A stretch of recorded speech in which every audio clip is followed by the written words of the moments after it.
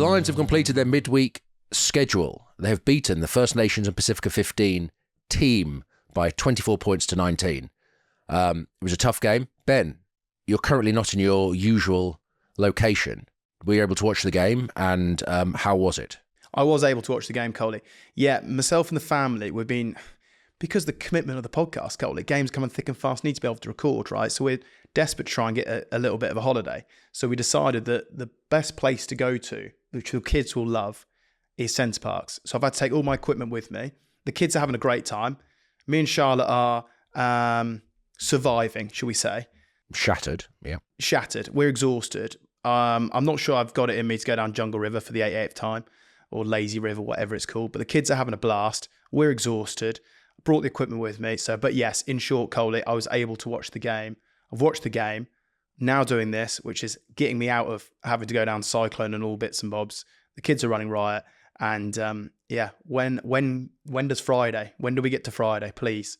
Yeah. What started out as a great idea is soon becoming the reality of this is the most exhausting thing that we've ever done as a family. But the kids are happy, so I can't complain too much. Did you watch the game in your lodge, or were you in the sports bar having a beer and a bacon bat? I was in the sports bar. I got myself a breakfast and I watched it in there. I found a little table in the corner and I watched it, mate. If you're wondering, Coley, by the way, why I keep going red or really dark or changing colour halfway through this conversation, I've obviously done a sort of quick setup.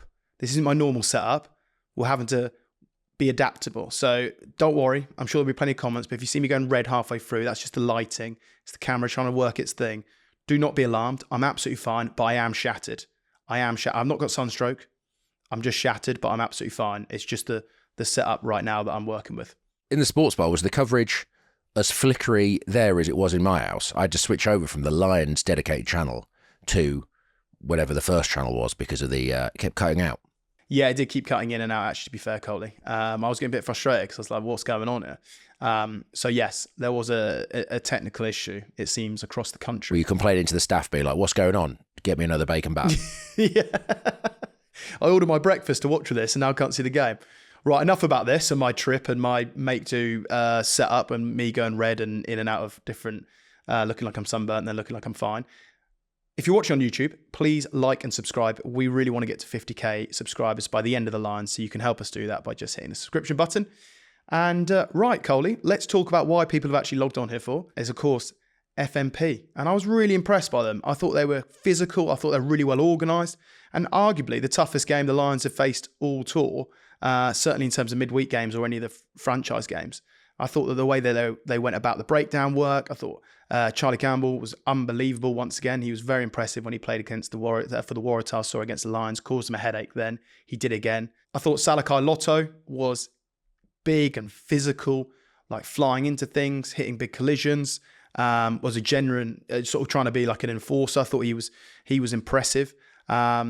I've got to say, I just thought they just really were well organised and very physical. And I felt like they dominated sort of some around the collision area, certainly the breakdown. And, you know, some of those guys, you watch them play today and you've watched them play also for their franchise teams. And you're thinking, cool, they've got to be knocking at the door to make the Aussie squad, surely. Yeah, no, I agree, Ben. I think Lucan Salakai Lotto was outstanding. It's the third time he's played the Lions on this tour. I think for a bloke that is abrasive, carries a ball, you can see him get stuck in the mauls. Yeah, I think he's been brilliant. I think, you know, he could easily play for Australia at the weekend. You know, again, I don't know the internals and outernals of the squads and, you know, personalities and that kind of stuff. But looking at his performances, you sort of think, yeah, he's a test player. What I did also enjoy was him, basically, obviously his former teammate from Northampton, Finn Smith. There was a point where it sort of kicked off. I think Darcy Graham got sort of high-shotted in the opening couple of minutes in the corner. And, yeah, sort of Finn Smith was on the outskirts. He could see Salakai Lotto running over. He sort of stepped in. It's like, oh, we're mates. Let's just, you know, do this. And then Salakai Lotto grabbed hold of him and just like ragdolled him to the floor. He sort of shot back up and then went after him, but I just thought, cheers, mate. And then later in the game as well, there's a bit where I think Finn Smith's at the back of Faz and then basically he's looking to throw long and Salakai Lotto sees him and accelerates from about 10 yards away. Finn Smith passes the ball and he gets absolutely melted by his friend. So, yeah, it's always great playing against your mates, especially ones that are big and strong as you and just want to physically beat you up. It just no GA there, gentleman's agreement, was it? And Lotto is THB. I'll give him that that mantle. He definitely screams a THP. Like you say, played against Lions 3 times. He's been very, very impressive every time he's played. He's a big lump. He's played Test footy. You know, I don't, like you say, Coley, we don't know the ins and outs, but there's someone that you looked at. Well, a number of the players that played today, and you're thinking they cannot be far off that Australian team. So I was really impressed with how they played, and he was a guy that certainly led from the front and has done in all 3 games. But yeah, who needs mates, or former teammates when they go after you like that? But that sort of showed, that epitomised sort of where they were at physically. You know, they were up to really get stuck in and lead from the front, and he was certainly into everything. It was quite funny how it almost flipped from the previous invitational team, which was like a sort of a Lions squad had been together quite a while, and the invitational team came together, to now almost the Lions just got that starting back line, and there was 2 players, Finn Smith and Duan, who'd been there from the very start, and you know, Kinghorn was named but came in late, and the rest of the back line was sort of guys been called up. So, and also the Lions, you probably think about the past 10 days, it's all been about the test team, and then you've basically been prepping for that test team, and it's only probably got to last week, maybe when the test team was named on the Wednesday, Thursday, that this sort of squad to play today has sort of come together and started putting game things in place. So, you know, you can see why the Lions, that team was rusty is the wrong word, but sort of probably lacked some cohesion we've seen earlier in the tour, because obviously there's a lot of new players in there. And yeah, I probably also think scoring twice early doors for Lions didn't help. They sort of went wide, scored, and it was kind of like, oh, there was a disallowed try, wasn't there, from doing, and you kind of like, oh, Lions are going to do this. And then fair play to the First Nations Pasifika team. They basically shut down the wide channels and then got physical and beat Lions up in the middle and went after them and made it a real game. Yeah, I thought that, you know, when they raced into 14-point lead, I thought the first try was really well executed play. You know, when you look at the ability for Owen to catch it with that 9-12, you know, 13 off on the lead, 10 out the back, and he just drops it onto his left foot with Darcy Graham coming from the inside and sort of a foot race and recognise that space. Whilst I'm on Darcy Graham, absolutely gutted to see him go off and injured like that. And you could see the devastation on his face. He is, and I absolutely wholeheartedly stand by this, he is someone that I felt was very unlucky not to go in the first place. I think he's a real electric winger. He's had a real unlucky run of injuries, bless him. But he has a real different point of difference compared to those other wingers. And, you know, to see him out there, to see how much it means to him, and rightly so, it means, you know, for any player to represent the British and Irish Lions is, you know, the ultimate honour.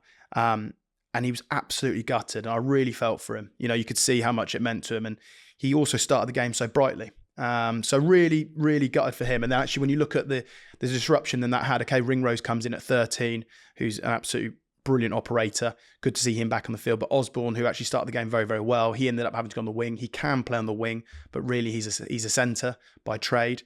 So it's sort of that disruption sort of showed, I think, Coley. And I think, like you say, you know, a lot of those guys have maybe been added in later on in the tour, and you could see that they hadn't had necessarily as much time together as other performances.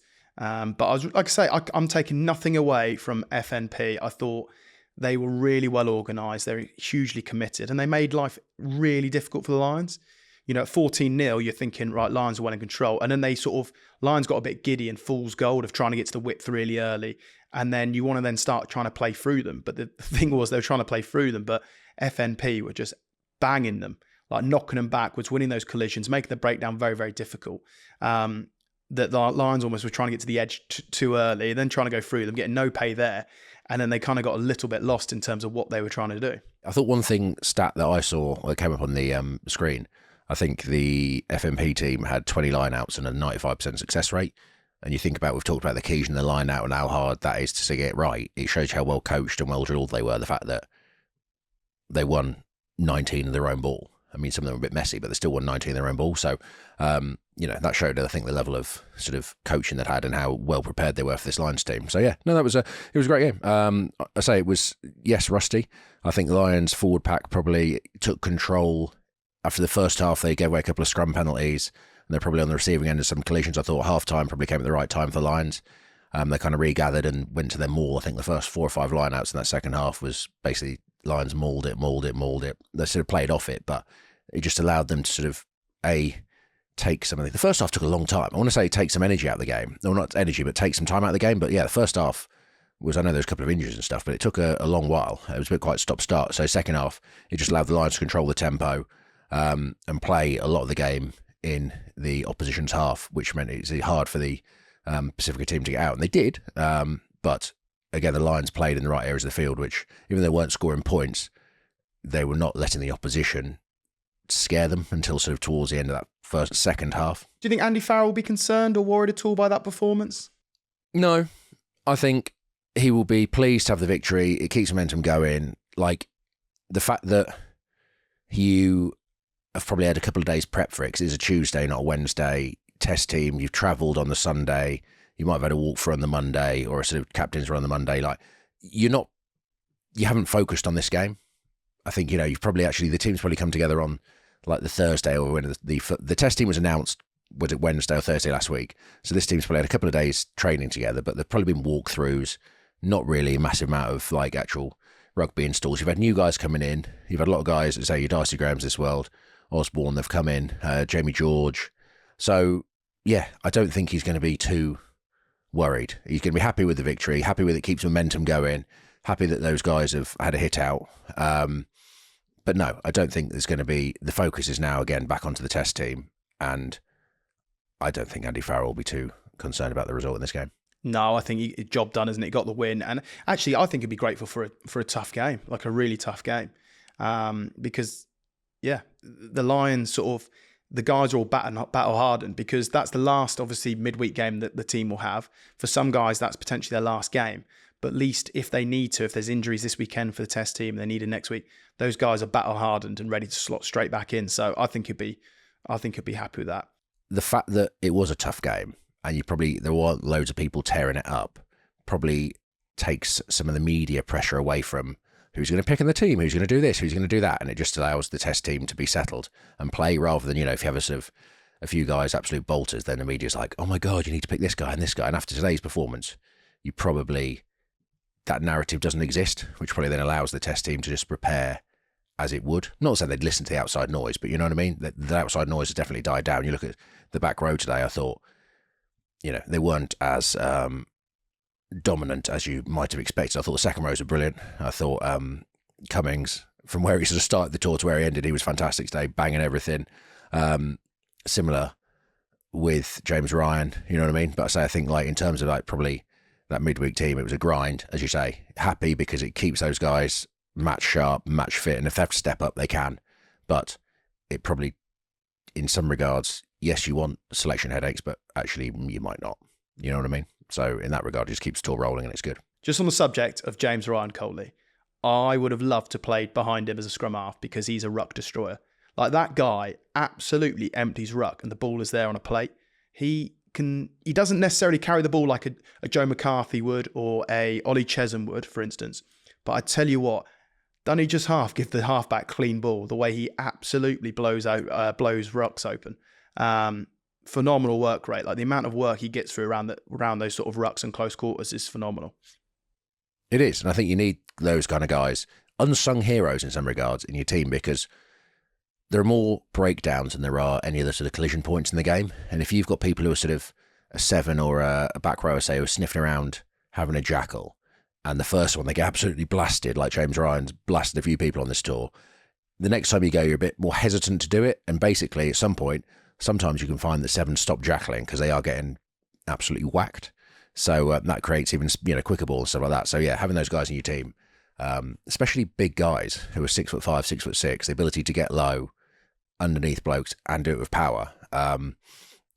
Those guys are incredibly valuable in your team and don't get the sort of like respect in some regards. Not respect, but like, oh, he doesn't carry a ball, he didn't do this, that and the other, but just blasting breakdowns. There is always a role for that in the game, and the more players that can do that, it allows the other guys to carry and do the flashier stuff. So no, fully behind you with that.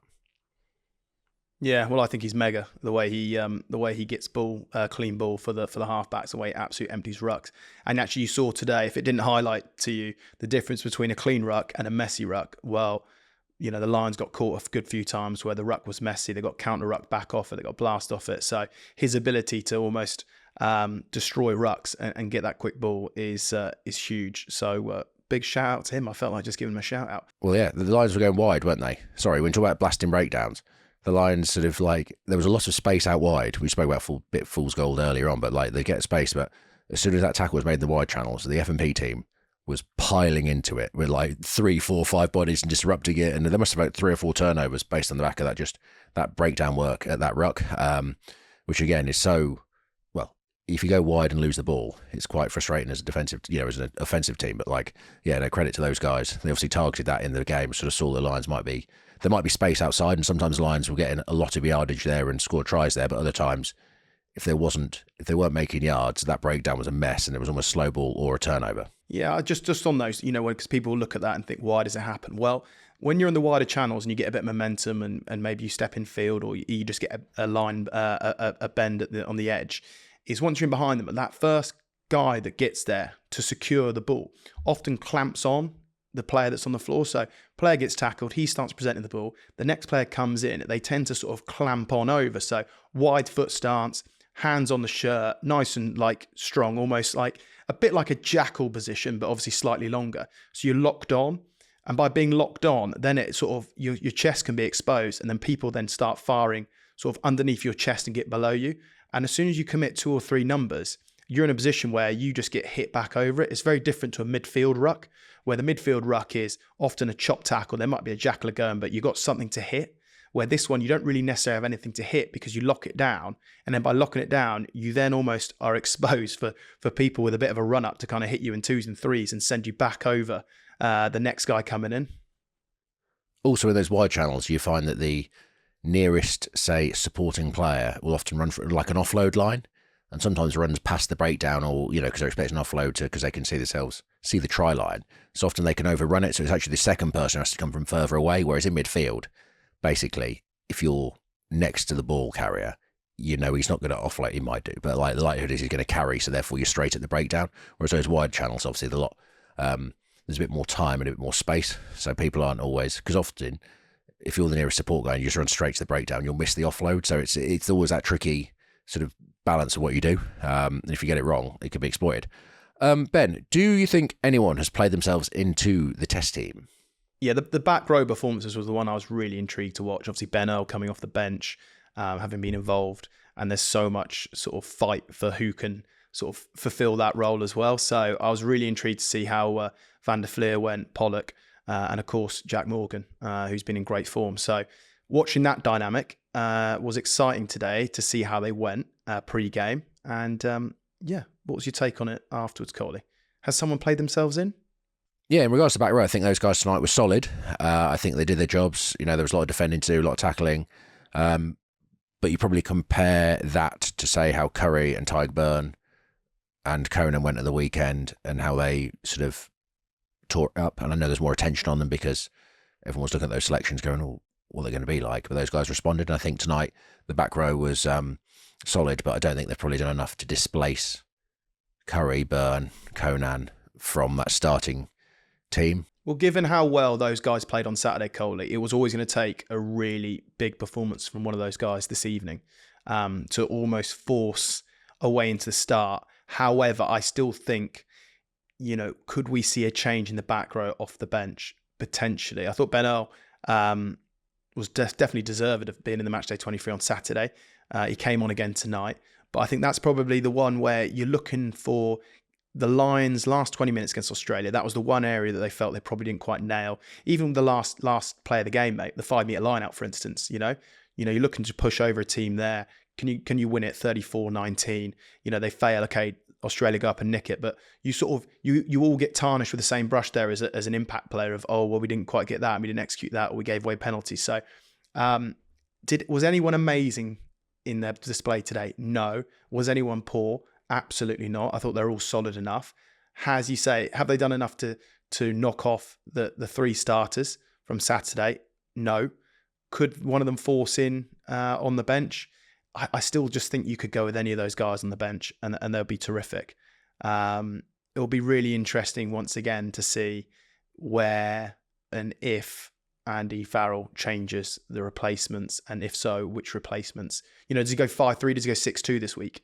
what does he look to do? If they're adding in Valentini, if they're adding in Skelton, if Angus Bell's due to start, and the names sort of roll on, which Australia could. I mean, I believe Valentini's fit. Bell could definitely start. Skelton, I'm not sure if he is fit or not. So do you start looking at that and go, okay, what's the main addition Australia have added? Well, they've added power to their pack. They've added size to their pack. So therefore, do we go for a 6-2 split, knowing that actually, it's a bit of a risk if you lose a back, but Mark's now obviously passing his HIA. Does you now go with a 6-2 split and try and bolster it up? And if so, then you probably pick 2 back rowers. So it could be Ben and another, or it could be a Van der Fleet and a Jack Morgan, for instance.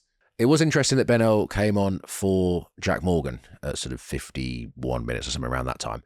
Now, whether that was because the balance they wanted, say, another carrier in the wider channels because there was space for Lions to exploit, or whether that's what the tempo of the game needed. I know Clarkson came on at tight at that kind of time as well, or whether that was because maybe he's looking to look after Jack Morgan for the weekend. I don't know. But as you say, that bench where they go 1 back row or 2 back rows on the bench, it's interesting. There's so many options, so many great options they could pick. And I say, it's not for me to say who they're going to pick, but whoever they pick in those roles will give you some insight into probably how the Lions perceive that game going, whether they go for, as we've seen at the weekend, you pick a big, heavy sort of starting pack and then you bring on pace to begin with, pace to finish the game, whether that's a Pollock or a Van der Fleer or Earl or Morgan. They're all great options, but they all offer something slightly different. So it'll be interesting to see how that fits and what it shows you about our Andy Farrell's thinking about the team and how the game is going to be played out. Incredible depth in the back row. So let's wait and see how that goes. Obviously, as I mentioned about Marcus Smith, now there have been some concerns about seeing him go off,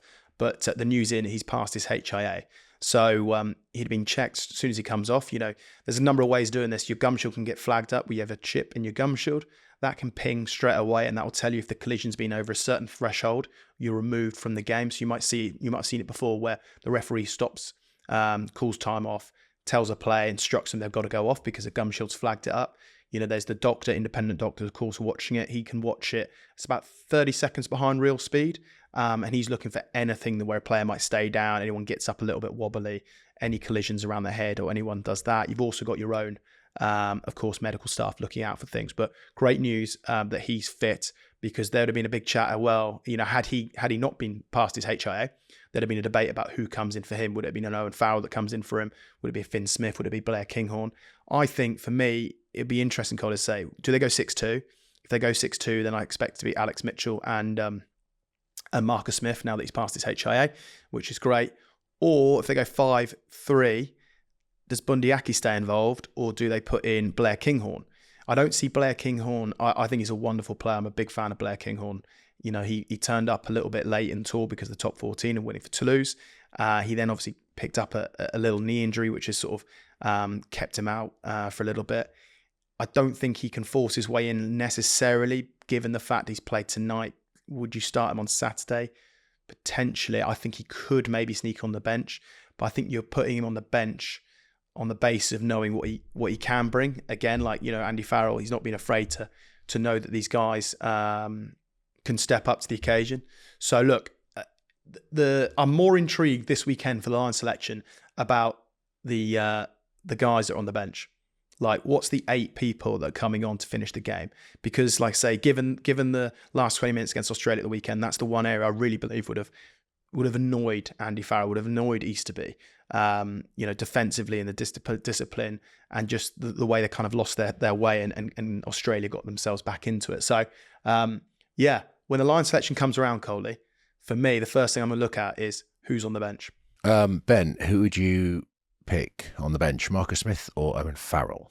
I'd go with Marcus Smith. I think he looked lively when he came on Saturday.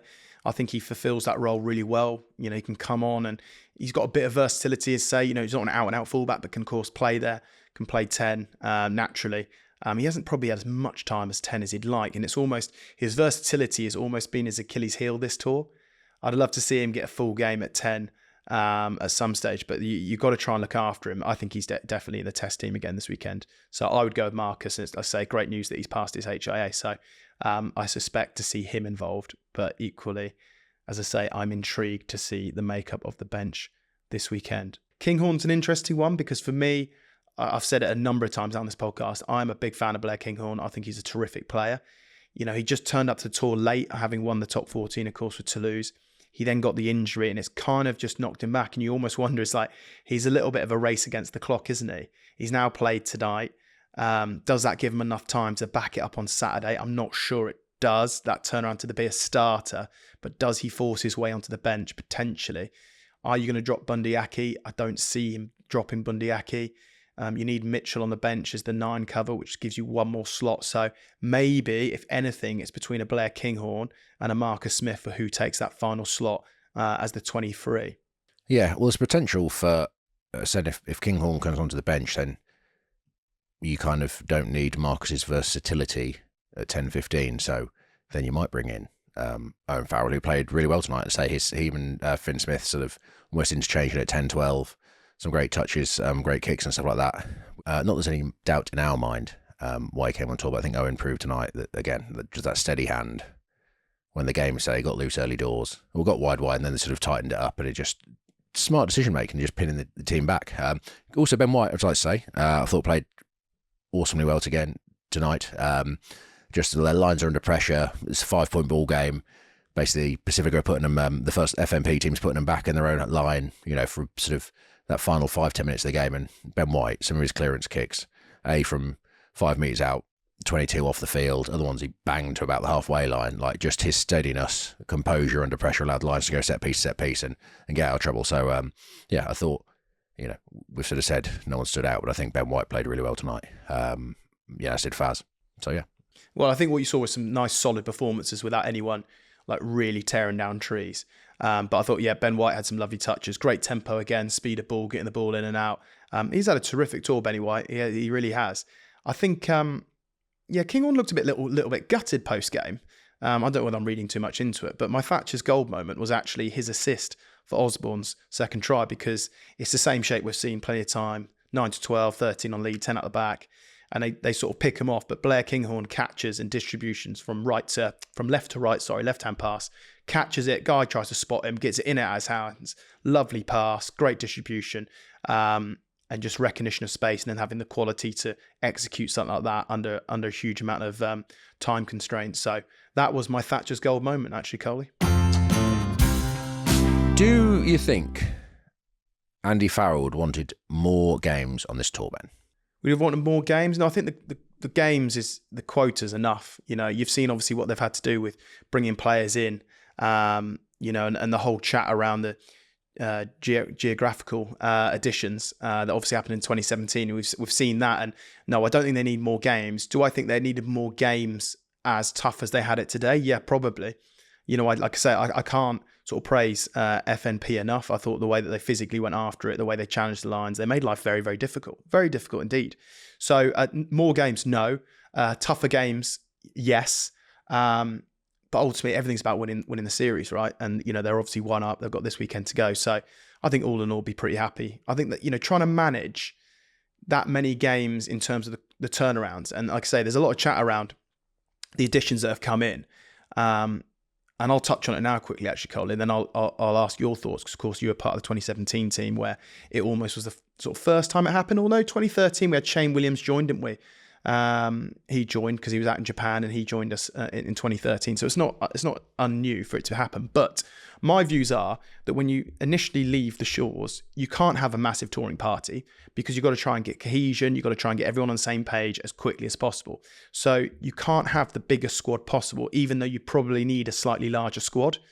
Because to start with, you've got to get everyone on the same page. Now, if the squad's too big, that's extremely hard to manage. You've also got to get everyone game time and combinations going, which means if your squad's too big, there could be a chance that maybe 4 or 5 players don't play for the first 3 games. And then trying to manage that is very, very difficult. But then once the tour is up and running and you're in the sort of depth of it, and the games are coming Wednesday, Saturday, which, let's remind everyone, the Lions Tour is the only time that you play Wednesday, Saturday. The under-20s is the only other example I can think of, the Junior World Cup, where they play sort of games quite close together. Other than that, there's no other rugby calendar that allows teams to play as many games in such a short period, given it's the end of a season anyway for everyone at the domestic clubs. So you've got to bear that in mind. So I think that actually there's a lot of debate about it, but I think come the back end of the tour, you need these extra bodies.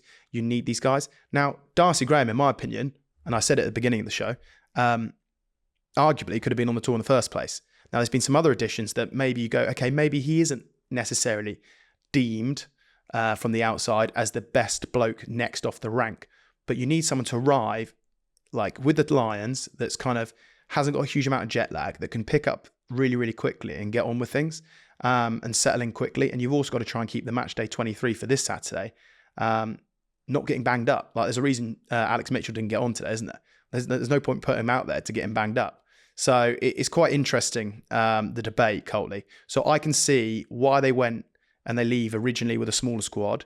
And the idea probably is always then to add, because the Lions, what it was to what it is now, is very different with the load and everything like that. So I think it's inevitable. Even the next tour in 4 years' time, it wouldn't surprise me that if they add late additions, and maybe the additions are the team that's closest to New Zealand in 4 years' time. So yeah, there might be a few people that are like, say you're England and you're going, oh, please tour Australia, can we, in the next Lions tour?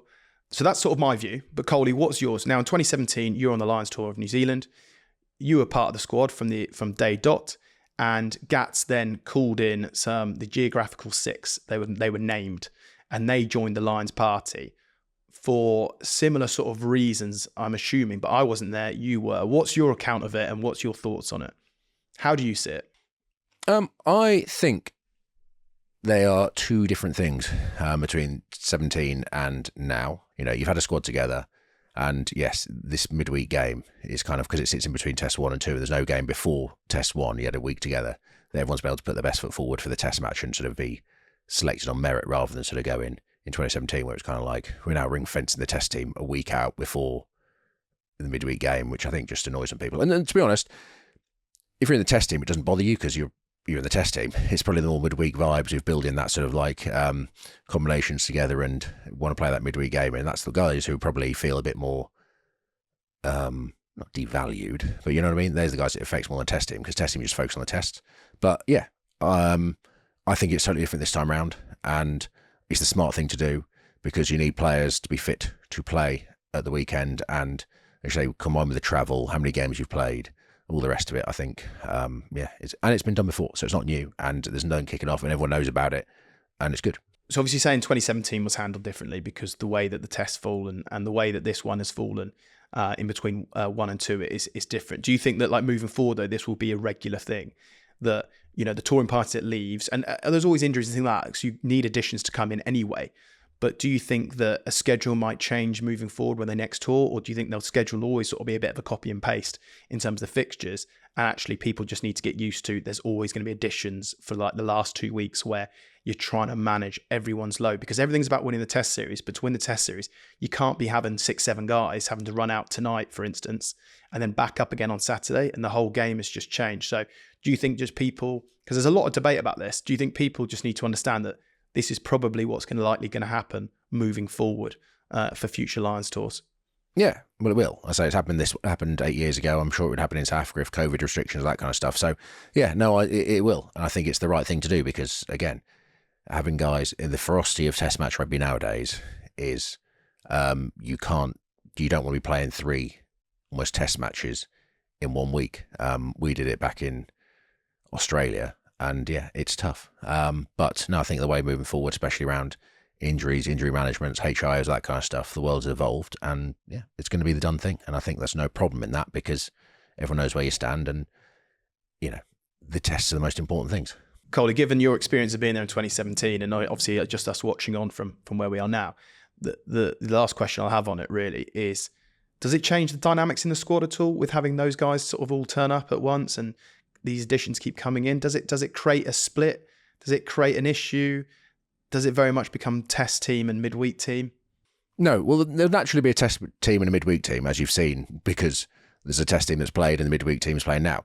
But no, I don't think, like, because everyone's that run up to I think that week with no game, the Saturday turnaround before the first test is massive, because like, everyone's been on the training field together, and you know what I mean, and prepare for the test, whether you're starting or not, prepare together.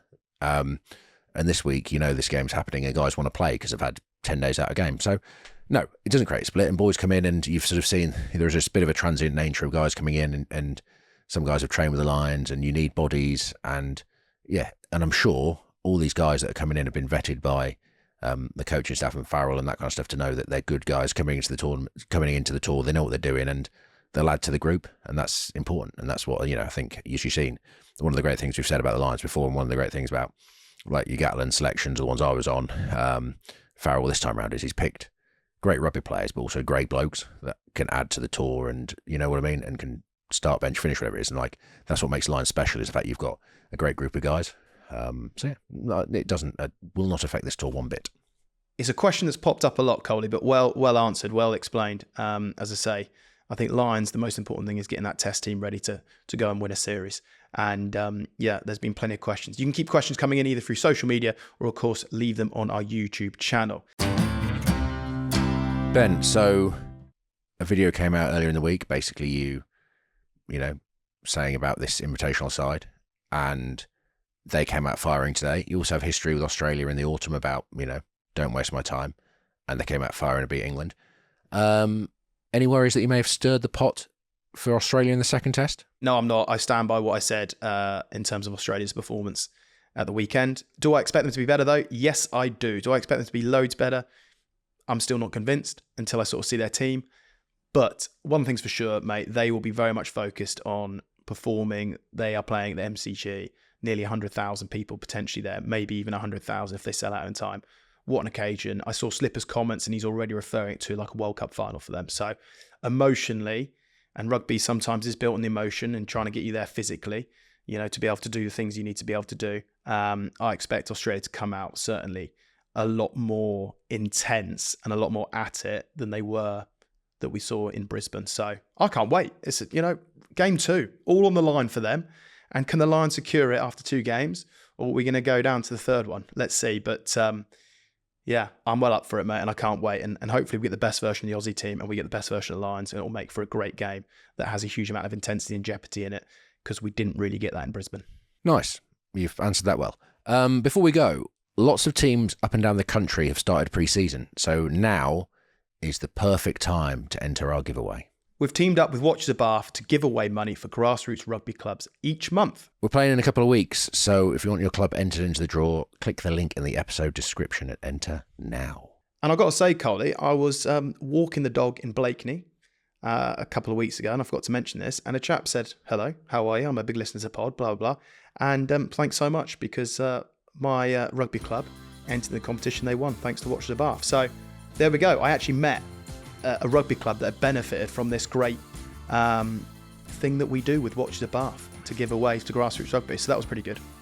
That's great to hear, Ben. Listeners, viewers, please leave a comment, click like and subscribe, and we shall see you on Thursday. For the love of rugby. If you want to drop us a line, get involved with our socials. Just search for @LoveOfRugby. And if you've listened to all our episodes and need another podcast, go and find Joe Marler's Things People Do. See you next time.